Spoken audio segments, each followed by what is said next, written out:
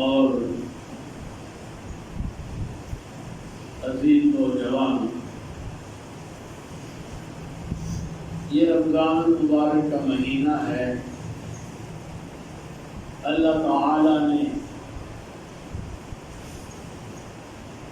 انسانیت کو بلندی پر پہنچانے کے لیے رب تعالی نے ہمیں ایک موقع عطا فرمایا کہ زندگی میں تھوڑا عمل بھی کر کے رب تعالی اس کو بڑھا چڑھا کر 70 گنا بڑھا کر اس کے خزانے کو اعمال سے بھرتا ہے۔ یعنی امت محمدیہ کو رب تعالی جنت میں ہی لے جانا چاہتا ہے۔ دوسرے لفظوں میں رب تعالی جنت میں ہی لے جانا چاہتا ہے۔ تھوڑا عمل کرے برکت زیادہ ہو، تھوڑا عمل کرے انعام زیادہ ہو۔ تو ثابت ہوا کہ رب تعالی یہی چاہتا ہے کہ امت محمدیہ سیدھا جنت میں جائے۔ اب ایک آدمی نفل پڑھتا ہے تو فرضوں کے برابر رب تعالی اس کا انعام دیتا ہے۔ اگر فرض پڑھتا ہے تو اس کو 70 فرضوں کے برابر اس کا انعام دیتا ہے۔ میرے دوستو بزرگوں، رمضان مبارک کا اتنا قیمتی مہینہ ہے، یہ مقدر والوں کو ملتا ہے، نصیب والوں کو ملتا ہے۔ اب اس ماہ مبارک میں بھی ایسے لوگ ہوں گے جو روزہ نہ رکھتے ہوں۔ حالانکہ روزے دار کا جو اعزاز ہے اللہ تعالی کے ہاں،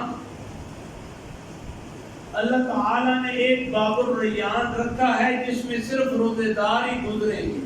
جب روزے دار گزر جائیں گے اس دروازے کو بند کر دیا جائے گا۔ اسپیشل رب تعالیٰ نے روزے دار کے لیے ایک باب الریان رکھا ہے، اور جب باب الریان سے روزے دار گزر جائیں گے تو فرشتہ پھر ساتھ یہ کہے گا ہر گزرنے والے کو کہ کلوا واشربوا ہنیئا بما اسلفتم فی الایام الخالیہ، کھاؤ اور پیو، یعنی دنیا میں جو روزہ رکھ کے تم نے بھوکے نکالی ہے، پیاسے نکالی ہے، تکلیف میں رہے، تنگی میں رہے، یہاں کھاؤ، باغات ہیں، جنت میں میوے ہیں، اناج ہیں، جو کچھ ہے کھاؤ۔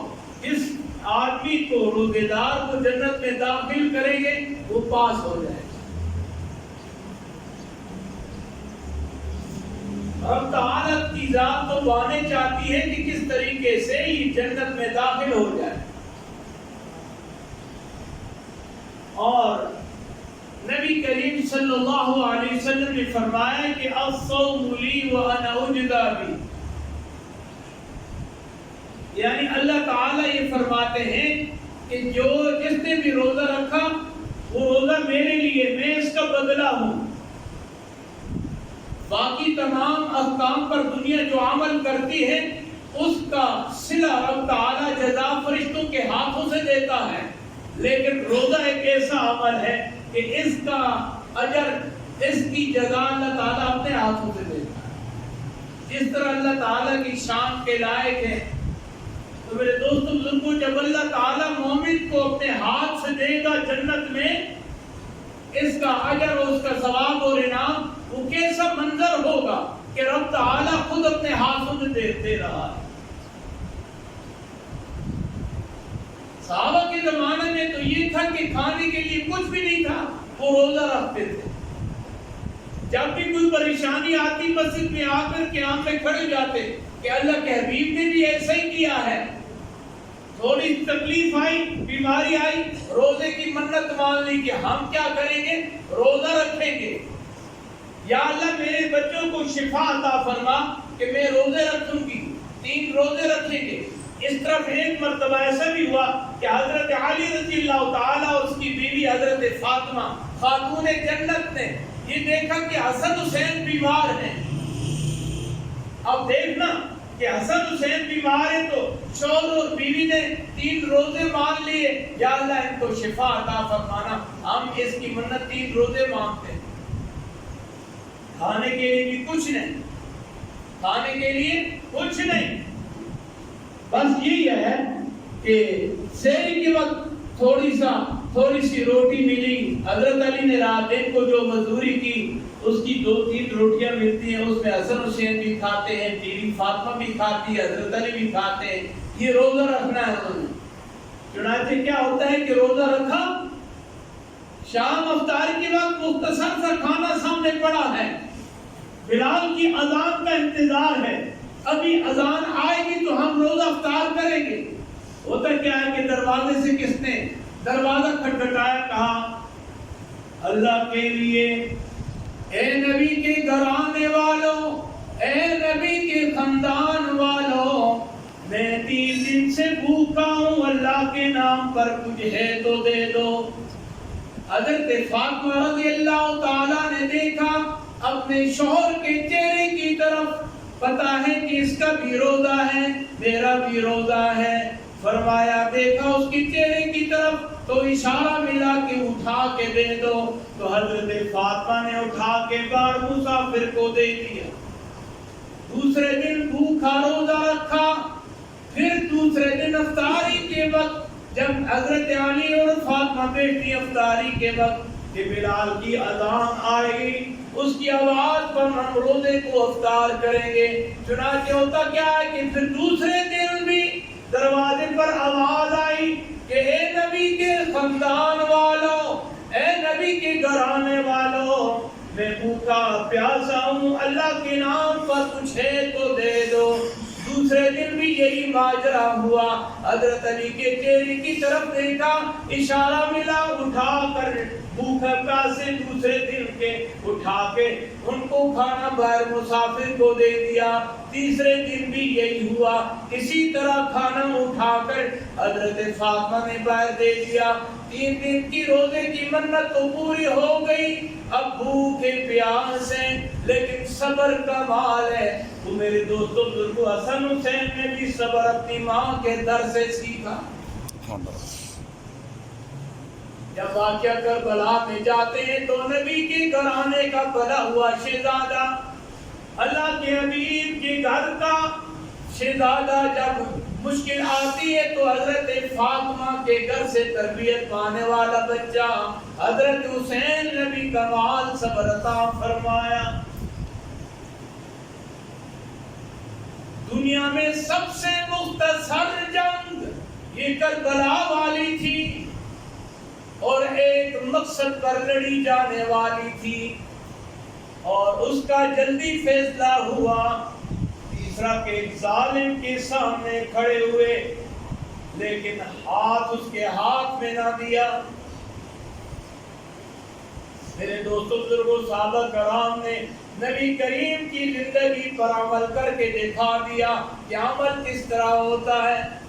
چھوٹے چھوٹے بچے رمضان کے مہینہ میں 17 رمضان کو جنگ بدر ہے, صحابہ کرام 313 ہی تعداد ہیں, وہ میدان جنگ میں کھڑے ہیں. ابو جہل کا سامنے 1000 کا لشکر جرار, میرے دوستوں تلواروں سے, ڈالوں سے, بالوں سے, خنجروں سے پر, اور ہر ایک ان کا سپاہی گھوڑے پر سوار. صحابہ کرام میں 313 ہیں. نبی کریم صلی اللہ علیہ وسلم اوپر, چوٹی کے اوپر, دندی کے اوپر ایک کاخ فقیری چھوٹی سی جگری کے اندر بیٹھے ہیں. صدیق اکبر کمر کے پیچھے بیٹھے ہیں. اللہ کے سامنے اللہ کے حبیب روتے ہیں, کہتے ہیں یا اللہ یہ تیری توحید کے پروانے میں لایا ہوں, اگر ان میں سے کوئی بھی نہ بچا تو یا اللہ تیرا توحید کا نام لینے والا کوئی نہیں ہوگا. یا اللہ ان کو فتح عطا فرما. اللہ کے حبیب کو بتایا گیا, دکھایا گیا کہ ادھر فلانا کافر گرے گا, ادھر فلانا کافر گرے گا, ادھر فلانا کافر گرے گا. جگہ کا نام, جگہ کے نشان لگا لگا کر اللہ تعالیٰ نے حضرت محمد رسول اللہ صلی اللہ علیہ وسلم کو بتایا. چنانچہ دیکھتے کیا ہے کہ ابو جہل فلانی جگہ گرتا ہے, فلانا کافر فلانی جگہ گرتا ہے, اور ساتھ کیا ہوتا ہے کہ اللہ کے نوری فرشتے وہ لشکر جب آتا ہے تو دور سے تلوار کا خالی اشارہ کیا, بڑے سے بڑا کافر مست شیطان سامنے گر جاتا تھا. سامنے 1000 کا لشکر, لیکن صحابہ کرام رضوان اللہ علیہم اجمعین نے 313 سے ان کا مقابلہ کیا. اب دیکھیں کتنی استقامت ہے. روزہ بھی ہے, پاس چادر نہیں, کوئی کپڑا نہیں. اس طرح گرمی کے زمانے میں تپتی ریت پر سورج کے اوپر اس طرح اپنے چہرے پر ہاتھ رکھتے ہیں, ہاتھ رکھ رکھ کر دھوپ سے جان بچاتے ہیں. اس حالت میں بھوکے پیاسے جنگ. میرے دوست بزرگوں, ہمارا حال یہ ہے کہ ہم اتنے اناج کھا کر بھی روزے نہیں رکھتے, اس میں کمزوری ہوتی ہے, بہانے بناتے ہیں, اچھے خاصی صحت میں ہوتے ہیں اور اس کا فدیہ دے دیتے ہیں کہ بھائی میں بھوکا ہوں, میں پیاسا ہوں, یا میں بیمار ہوں, بہانہ بنا کر. ہوتا کیا ہے کہ اسٹیشنوں میں, اڈوں پر فرضی ہوٹل بنائے ہوتے ہیں کہ مسافر بیمار کے لیے کھانا, اور اس میں دیکھا ہے کہ ساری دنیا بیٹھی ہے کھانا کھا رہی ہے. جو جہان کا نکھٹو ہے وہاں بیٹھا ہے کھانا کھا رہا ہے. خود نے اپنی آنکھوں سے جناب پولیس والوں کو بھی دیکھا, وہ ادھر جو ڈیوٹی دے رہے ہیں وہ بھی کھا رہے ہیں. اللہ تعالیٰ ہدایت عطا فرمائے, ہمارے مسلمانوں کو ہدایت عطا فرمائے. میرے دوستوں بزرگوں, غیر مسلم اس پر عمل کرے گی نہیں, عمل تو ہم نہیں کرنا ہے نا. اب دیکھیں وہ بھی تو ماں ہے جس نے معاذ اور محبت کو جنگ بدر پر بھیجا. ایک طرف حضرت معاذ ہے, دوسری طرف حضرت محبت ہے, اور حضرت عبد الرحمن بن عوف ایک اللہ کے حبیب کا سچا عاشق اور اللہ کے حبیب کا جری صحابی تلوار لے کے کھڑا ہے، پریشان ہے، یہ کیا ہے، میں تو لڑوں گا دائیں بائیں، میرے تکڑے جوان ہونے چاہیے، ایک بھی بچہ ہے دوسرا بھی بچہ ہے، میں کیا کروں؟ یہ نہیں پتا کہ بھئی اس کے جذبات کیا ہیں، معاذ کے جذبات کیا ہیں، محبت کے جذبات کیا ہیں، شوق کی شہادت کیا ہے۔ ساتھ ہی یہ سوچا اور حضرت معاذ نے محبت نے کہا چچا جان سنا ہے کہ ابو جہل اللہ کے حبیب کا دشمن ہے، وہ کون ہے؟ تو جب وہ سامنے اپنے لشکر کو جناب سیدھا کرنے لگا، گھوڑے پر سوار ہو کر لشکر کے ارد گرد پھر رہا ہے، تو حضرت عبد الرحمن بن عوف رضی اللہ تعالی فرمایا کہ اے معاذ وہ سامنے دیکھا ہے، وہ سامنے گھوڑے پر باہر جو صفے سیدھی کر رہا۔ حضرت معاذ نے یہ سنا، محبت نے یہ سنا اور بجلی کی طرف دوڑے۔ اس ریت کے اوپر تلواریں چمک رہی ہیں، تلواریں ان کے کانوں سے لمبی ہوں گی، اور جا کر ایک نے ابو جہل کے کڑی پر تلوار ماری اور دوسرے نے اس کے سر پر تلوار ماری، نیچے گرا دی۔ جب نیچے گرایا تو ان لوگوں نے خود دیکھا کہ ہمارے سردار کو دو بچوں نے ذبح کر دیا، اس طرح مارا نے ڈھال کر دیا، اور وہ گر گیا۔ اس کے اندر سانس تھی، رمق تھی، لیکن وہ بے حال ہو گیا۔ پھر عکرمہ رضی اللہ تعالیٰ اس زمانے میں مسلمان نہیں ہوئے تھے، اور ان کے جو مشرکین تھے حضرت معاذ اور محبت کو مارنا شروع کیا، اتنا مارا کہ ان کی آنتڑیاں ان کے پاؤں کے اندر ادھر ادھر ہو گئی۔ وہ بھی ماں کے بیٹے تھے، ان کی بھی ماں ہوگی، ان کی بھی خوشیاں ہوں گی، لیکن صحابہ کرام نے عمل کر کے دکھایا کہ روزے کی حالت میں دین کے اوپر عمل کس طرح کیا جاتا ہے۔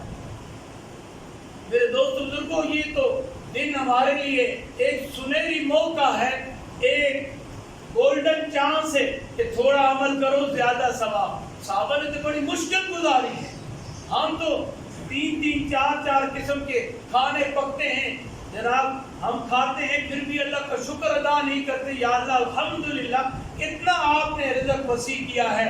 اس زمانے میں جو دنیا کھانے کھاتی ہے، اناج کھاتی ہے، فروٹ کھاتی ہے، اللہ کی قسم اٹھا کر کہتا ہوں صحابہ کرام کے زمانے میں یہ نہیں تھا۔ فروٹ ہوگا لیکن نام کے برابر تھوڑا۔ کھانا کیا تھا؟ یا زیتون کا تیل ہے، یا یہ چربی، جیڑو، کھجور اور ستو، یہ گرم کر کے کھا لیتے تھے۔ ستو کے اندر کوئی میٹھا ملا دیا، میٹھا کیا ہوتا ہے؟ یہ کھجوریں ہوتی تھی، کھجوریں گرم کر کے ملا دی اور وہی میٹھا ہوتا تھا۔ اس طرف جناب 2 4 6 10 گرا لگا لیے۔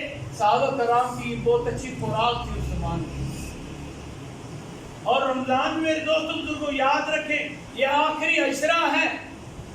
اس آخری عشرے میں اللہ تعالیٰ نے خاص کر کے لیلۃ القدر رکھی ہے، اور لیلۃ القدر جس کو مل جائے اس کو کیا چاہیے؟ 1000 مہینے سے افضل عبادت، بے ریا عبادت کا ثواب، 1000 مہینے سے افضل۔ میرے دوستوں بزرگوں، پھر اعتکاف والے کے لیے عمرہ اور حج کی خوشنودی فرمائی کہ اس کو ایک حج اور خالص عمرے کا ثواب ملے گا۔ جو معذور آدمی ہے بیت اللہ نہیں جا سکتا، خوشی سے جذبے کے ساتھ اہتمام کے ساتھ اعتکاف بیٹھے۔ اور ہمارے ہاں تو یہ ہے کہ اعتکاف بیٹھنے پر کوئی پابندی نہیں، لیکن شہروں میں یہ دیکھا ہے کہ بڑے شہروں میں اعتکاف پر بھی سنا ہے پابندی لگا دی گئی۔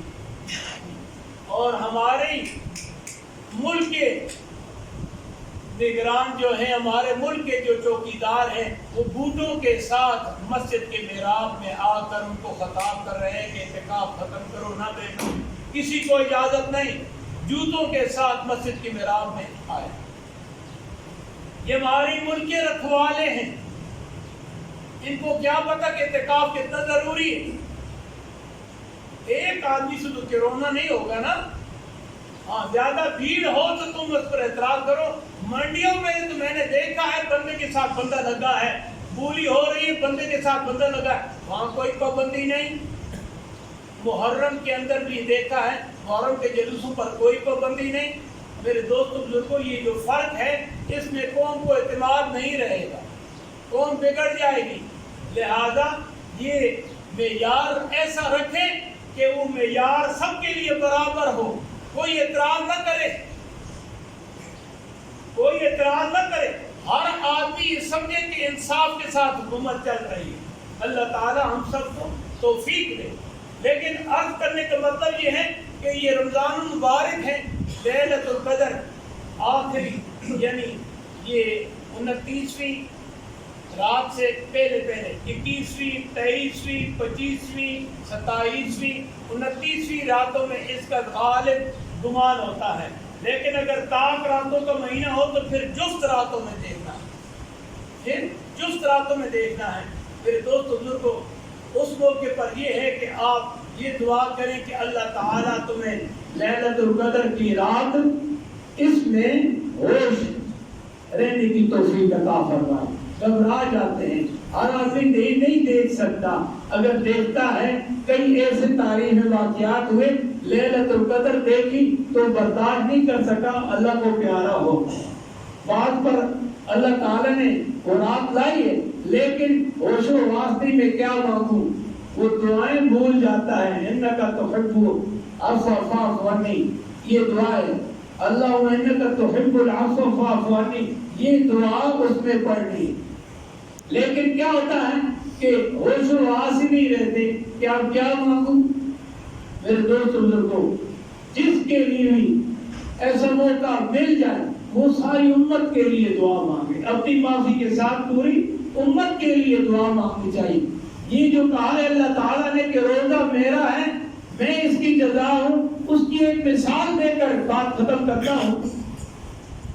ہمارے 4 بڑے عادل بادشاہوں میں ایک عادل بادشاہ وہ محمود غزنوی ہے، اس کے ساتھ ایسا معاملہ ہوا، ایک مرتبہ خوشی میں تھے تو اپنے کچہری میں بیٹھے ہیں، ارکان و دولت جتنے بھی ہیں وہ اندر ہیں، اور دنیا کی قیمتی چیزیں اس ہال کے اندر، اس سین کے اندر رکھی، قیمتی فاروق ہیرے جواہرات رکھے، اور یہ کہا کہ بھائی جس آدمی کا جو جی چاہے اٹھا لے، اس کے لیے خوشی۔ وہ سب لوگوں نے چیزیں اٹھائیں، لیکن ایک کنیز اس طرح پنکھا چل رہی تھی پیچھے بادشاہ کو، محمود غزنوی کو۔ دنیا کہتی ہے دیوانی چلی ہے، دیکھو اس نے کچھ نہیں اٹھایا، معلوم رہ گئی۔ بادشاہ نے بھی کہا کہ اللہ کی بندی تو نے کچھ نہیں اٹھایا، کہا کہ حضرت اس جگہ جو کچھ بھی ہے اس کو اٹھانے سے، اس پر ہاتھ رکھنے سے اس کا ہے، کہا ہاں، تو اس محمود غزنوی کے کاندھے پر ہاتھ رکھ دیا۔ محمود غزنوی کے کاندھے پر اس کنیز نے ہاتھ رکھ لیا، فرمایا یہ میرا ہے تو سارا خزانہ میرا ہے۔ اللہ اکبر۔ تو اللہ تعالیٰ جو کہتا ہے کہ بھائی روزہ میرے لیے ہے اور میں روزے کی جزا ہوں، میں خود اس کا بدلہ ہوں، تو بھائی جس آدمی نے روزہ رکھا ہے اگر اللہ اس کا ہو گیا تو اس سے بڑا نفع کیا ہے، اس سے بڑا انعام کیا ہے؟ ہمیں تو اللہ ہی چاہیے نا، ہمیں اور کیا چاہیے؟ جنت میں بھی یاد رکھیں سب سے زیادہ لذت والی جو چیز ہوگی وہ اللہ کا دیدار ہوگا۔ دنیا میں تمام چیزوں سے گزرے گا، کھائے گا، پیے گا، وہ باغ و بہار اور جنت کی نہریں اور وہ حور و غلمان اور اس کی خوشبوئیں اور اس کی جناب جنت کی فضائیں دیکھے گا، اللہ دیکھے گا، جو انعامات ہوں گے دیکھے گا، لیکن جب اللہ کی ملاقات ہو کرے گی جمعے کے دن، ہر جنتی کو جس وقت جنتی اللہ کا دیدار کرے گا، میدان مزید کے اندر بیٹھے ہوں گے، ہر نبی کے پیچھے اس کی امت، اس کی کرسی کے پیچھے اس کی کرسی ہوگی امت کی، اور جو دنیا میں زیادہ درود پڑھتا تھا اتنا ہی وہ اپنے نبی کے قریب ہوگا۔ جتنی مخلوق اپنے نبی کے اوپر درود پڑھتی ہے اتنا ہی وہ امتی اپنے نبی کے قریب ہوگا۔ وہاں سوال اٹھے گا کہ اللہ کی طرف سے بتاؤ کوئی چیز رہ گئی ہے جو تمہیں نہیں ملی، کوئی انعام ایسا رہ گیا ہے جو تمہیں نہیں ملا؟ تو سب لوگ دیکھیں گے، کوئی کہے گا یا اللہ تو راضی ہو جا. کہا کہ راضی تو میں ہوا ہوں نہ، تبھی جنت میں پہنچے ہو، اس میدان مزید میں تبھی پہنچے ہو کہ میں راضی ہوں. تو پھر اس موقع پر یہ سوال ہوگا، اپنے اپنے اماموں سے پوچھو، اپنے اپنے اماموں کے پاس جاؤ، علماء کے پاس جاؤ. چنانچہ علماء توجہ دلائیں گے کہ دنیا میں اللہ نے یہ ہم سے وعدہ کیا تھا کہ اپنا دیدار کراؤں گا. اللہ تعالیٰ سے کہو کہ یا اللہ اپنا دیدار کرا. اللہ اکبر. اللہ تعالیٰ پھر ان کو دیدار کرائیں گے. سلام قول من رب الرحیم. امت کے اوپر، مخلوق کے اوپر سلام ڈالیں گے. اللہ تعالیٰ اپنی زبان سے جس طرح ان کی شان ہے اللہ تعالیٰ دیدار کرائیں گے. کتابوں میں لکھا ہے اس سے زیادہ لذت دنیا کی کسی چیز میں نہیں جو اللہ کے دیدار میں لذت ہو. اللہ اکبر، اللہ اکبر. بعضوں کو اللہ تعالیٰ نے نقدی سودا دے دیا. حضرت امام احمد بن حنبل نے خلق قرآن کے اوپر بڑی مار کھائی ہے. وقت کے بادشاہوں نے بڑا مارا ہے.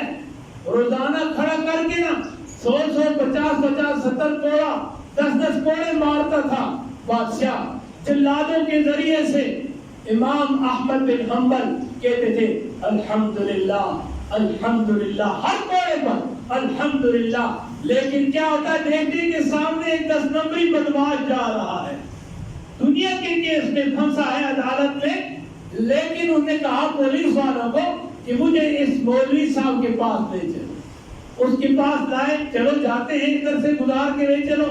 امام احمد بن حنبل سے دنیا دار کہتا ہے حضرت آپ پورے امت کے امام ہیں، میں ایک دنیاوی بات پر ان کے سامنے جھکتا نہیں ہوں. مجھے مار مار کر تھک گئے ہیں، میں نے معافی نہیں مانگی. یاد رکھیں اگر آپ معافی مانگیں گے تو پوری امت کے اوپر یہ بڑی ذلت کا دن ہوگا کہ بھائی امام احمد بن حنبل نے حق کا راستہ چھوڑ دیا، معافی مانگ لی. تو فرمایا اللہ تیرا بھلا کرے، مجھے اور دل دے دیا. کہا الحمدللہ. تو امام احمد بن حنبل کو قیامت کے دن اللہ تعالیٰ اپنے سامنے کھڑا کرے گا، بتائے گا اے امام احمد بن حنبل بتا تو نے مار کس لیے کھائی تھی. اللہ اللہ اکبر. امام احمد بن حنبل سے کہے گا کس لیے تو نے مار کھائی تھی؟ تو امام احمد بن حنبل کہیں گے یا اللہ تیرے لیے مار میں نے. یا اللہ قرآن کی شان کی توہین ہوتی تھی، کہتے تھے قرآن مخلوق ہے، میں کہتا کلام اللہ ہے، یہ مخلوق نہیں. اس پر مار کھائی تھی. تو کہا اے احمد بن حنبل جا دنیا تو کس موقع پر آ کر وہ جنت قائم ہوگی، میرا دیدار کرے گی، تو ابھی سے میرا دیدار کرے. امام احمد بن حنبل کو اسی وقت سے دیدار اللہ تعالیٰ کرائیں گے. یہ کتنا بڑا انعام ہے، یہ کتنا بڑا انعام ہے. لیکن اللہ تعالیٰ کے دیدار سے جنت میں سے زیادہ کوئی بھی نہیں ہوگا. دنیا کہتی جنت کیسی ہوگی، جنت کے نہ تو اس نے اناج دیکھے، نہ جنت کے پھل دیکھے، نہ جنت کی مرغن غذائیں دیکھی. اللہ اکبر.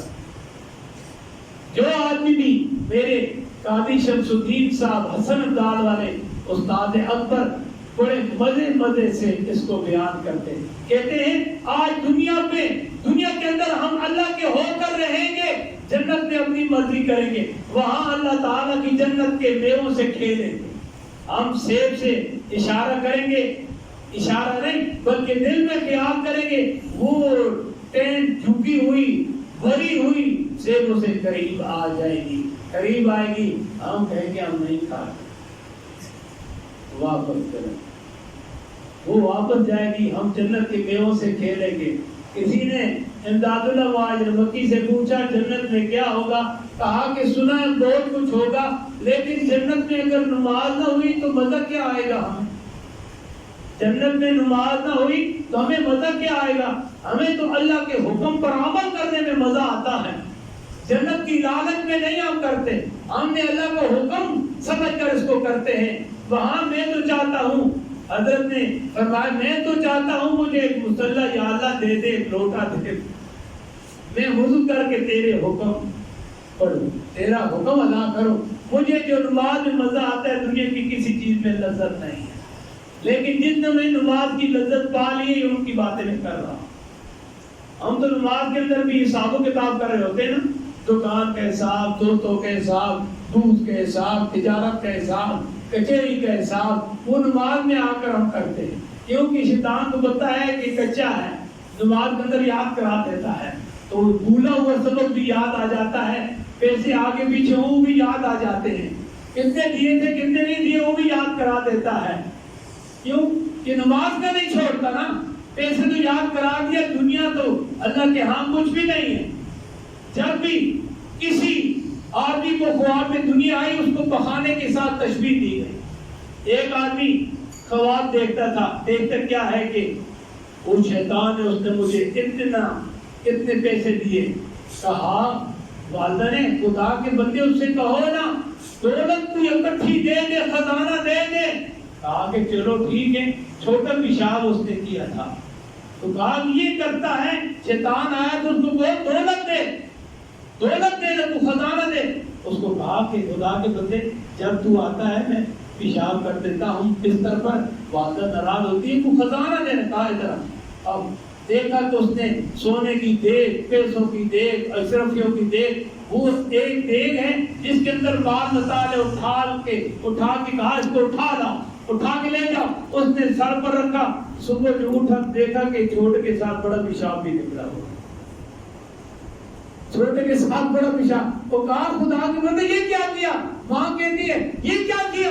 کہا کہ امی آپ ہی نے تو کہا تھا نا خزانہ، تو اس نے دیکھ میرے سر پر رکھی، میری آنکھ جو کھلی دیکھتا ہوں بڑا پیشاب بھی کرتا ہے۔ یہ جس حال میں بھی دنیا نظر آتی ہے یاد رکھیں اچھی شکل میں نظر نہیں آتی، لہذا اس کے ساتھ دوستی مت لگاؤ۔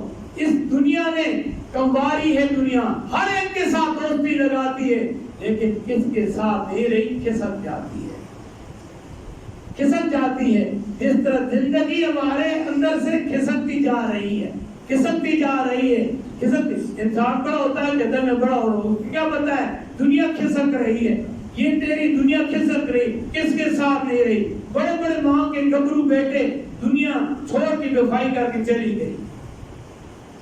کہا کہ تو نے ہر ایک سے بے وفائی کی ہے، لیکن کوئی ایسے بھی ہیں جو تیرے ساتھ نہیں رکھتے۔ کہا کہ اللہ کو جو ماننے والے ہیں، اللہ کے ذکر پڑھ کرنے والے، اللہ کو یاد کرنے، وہ مجھ سے دوست بھی نہیں رکھتے۔ صحابہ کا کیا مقام تھا، اس کے بعد بھی اللہ کے ولی گزرے، صحابہ کرام جب بیت المقدس فتح کرنے لگے نا، ابو یعید وہاں اس زمانے میں، ابو یعید ایک آدمی تھا جس کے ساتھ معاہدہ کیا تھا صحابہ نے، ناقوسا وہاں ایک پانی کی بہت بڑی ایک پانی کا تالاب سمجھے، بہت بڑی ایک جھیل تھی جس کے اندر کفار کو اس نے دھوکے سے ڈال دیا تھا، تفصیل میں نہیں جانا چاہتا۔ اس سے کہا کہ تو مقدس والوں نے کہ عمر رضی اللہ تعالیٰ جنت یہ مسجد کے اندر آ گیا، مسجد اقصیٰ میں، تو اب موقع ہے سجدے میں ہوں گے تو ہم اس کے اوپر تلوار رکھیں گے۔ تو نے کہا صبر کرنا، تیزی نہ کرنا، میں بتاؤں گا کہ آپ ان پر قابو پا سکتے ہیں کہ نہیں۔ جو سونا چاندی ہے مال ہے اشرفین کے سامنے ڈھیر لگا دو، جب دروازے میں داخل ہو تو دیکھنا جب سامنے ڈھیر لگائے سونے کے، حضرت عمر کے ساتھ صحابہ داخل ہوئے صبح، تو کیا دیکھتے ہیں کہ سونے کے ڈھیر لگے ہوئے، مال پڑا ہوا ہے۔ حضرات صحابہ کرام اس طرح ہاتھ کر کے اس کی طرف گزرے، اے دنیا ہم سے دھوکہ نہ کر، ہم تیرے فریب میں نہیں آتے۔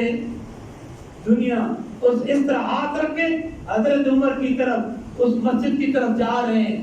مسجد حضرت عمر رضی اللہ تعالیٰ نے خط کھینچا تھا کہ اس کو نام مسجد عمر دیا، اس کے اندر آپ نماز پڑھنی ہے۔ تو اس طرح صحابہ نے جو دیکھا تو سونے کے ڈھیر لگے ہوئے، کہا اس طرح اے دنیا ہم سے دھوکہ نہ کر، ہم تیرے فریب میں نہیں آتے۔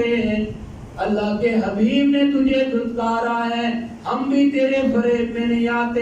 کہا کہ ان پر تم قبضہ نہیں کر سکتے، یہ دنیا والے نہیں ہیں، یہ اللہ والے ہیں، اللہ ہمیں بھی اللہ والا بنائے، دنیا میں رہ کر ہمیں اللہ تعالیٰ اس سے بچائے، اللہ تعالیٰ صحیح معنوں میں اپنا ہو کر رکھے، ہم سے وہ اعمال ہوں جس میں اللہ کا رسول اور اللہ راضی ہو، کوئی ایسا عمل دنیا میں رہ کر سرزد نہ ہو جس میں اللہ اور رسول ناراض ہو۔ اللہ تعالیٰ ہمیں عمل کی توفیق عطا فرمائے۔